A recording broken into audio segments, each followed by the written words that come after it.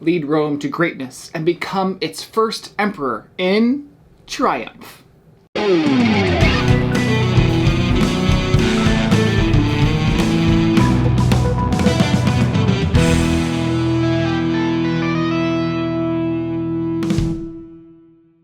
Thank you for joining me here at Tantrum House Studio D. I'm Kevin Delp. Triumph is a competitive game with hand management, area majority, plus a lot more. It's for 2 to 5 players that takes over 60 minutes to play. Now this game is going to crowdfunding from Phalanx, who is sponsoring this video. I'll have a link of it in the description of this video. As in all of our overview videos, we'll give you an idea on how the game is played, but we won't be sharing our thoughts on likes or dislikes. In this video, we'll look at a general gameplay, and this is a prototype, so the actual production of the game is going to be a little different. Now, let's take a look at Triumph.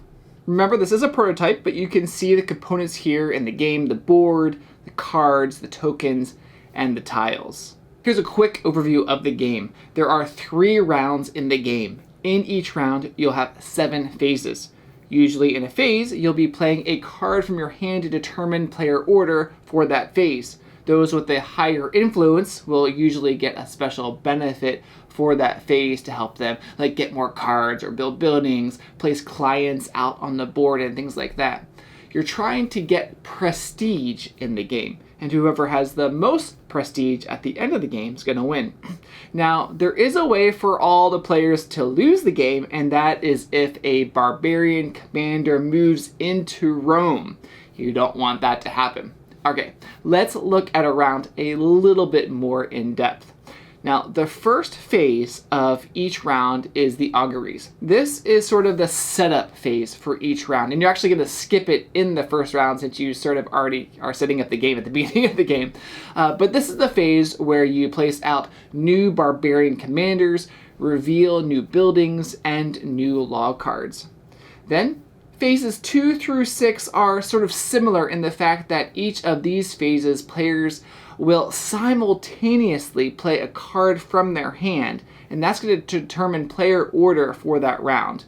The higher the number you have out, the better chance you'll get the good stuff for that phase.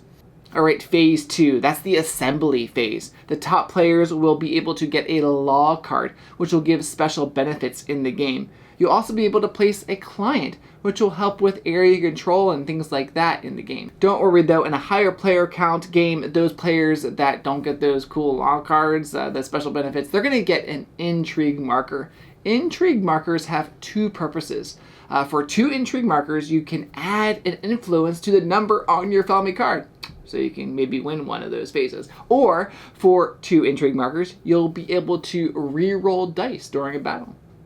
Alright, phase 3, that's the construction phase, where the top players will get to place a building on the hills of Rome, and also place clients. Pretty important. Each building has a place for an owner and an administrator.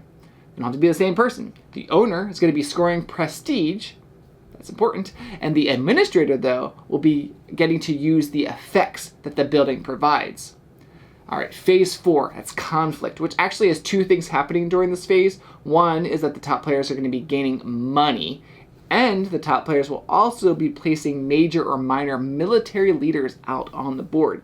These are placed in Roman-controlled provinces or any adjacent province to a Roman-controlled province.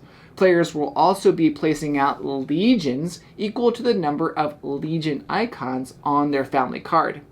You can also recruit more legions from the auxiliary track. Players will be battling these barbarians that are out on the board, rolling dice and comparing the number of Roman legion icons to the number of barbarian shield icons. You can also play law battle cards that could affect the outcome. If the legion numbers are equal to or higher, then there is victory!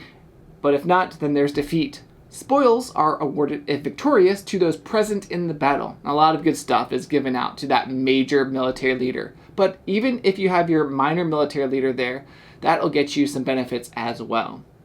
The barbarians that were not defeated in a campaign are going to be moving to an adjacent province. You got to be careful because they're trying to get to Rome and finish your game out. All right. On to phase 5, justice. Only one person is going to be awarded this, and that person can remove a client and place a client. Everyone else is going to get an intrigue marker. Phase 6 is games, where players are going to be placing more clients out on the board. And the last phase of the round is phase 7, administration, divided into taxes, income, and cleanup. Taxes, you're going to be paying coins for clients you have in the buildings, and then paying costs for sponsoring the games. Income, you're going to gain a talent for each Roman-controlled province where you have at least one client. Gaining prestige for owning a building. Then you'll look at each Roman-controlled province. If you have the most clients, you'll get the higher number there. Second highest to the person in second. Now, some provinces also have a third number for the third highest number of clients there. If it is the end of round 3, the end of the game, then you'll also get 1 prestige for every 3 talents and prestige for your position on the favor track. And then you'll see who has the most prestige to win the game. Now, a lot of this game is going to be about what do you want to control, or should I say try to control, because you have your opponents also vying for power. You may really want to go after the battles or maybe the buildings. But one thing's for sure, you're not going to be able to get to the top spot on all those phases.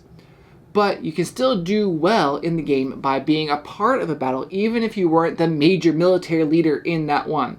So you're really trying to spread your influence out around the different parts of the game. Now, the theme in Triumph's pretty obvious. You're trying to turn the Roman Republic from a small city into a vast empire as the leader of a great noble family, trying to dominate on every front and outmaneuvering your rivals as you compete for power and prestige. Vanquish all your external enemies and secure new provinces for the glory of Rome. I also had this feeling in the game of this politics involved as you play with the other players around the table. What cards are they going to be playing at a given round? And do they have extra law cards that could influence the play? You also have the buildings that are built out on the board. And those provide special benefits that could really influence what's going on in a given game. There's a lot to consider as you're playing through the phases of the round, trying to get the most prestige as you can. If you enjoy hand management area majority games, then check out Triumph on crowdfunding. Be sure to like and subscribe.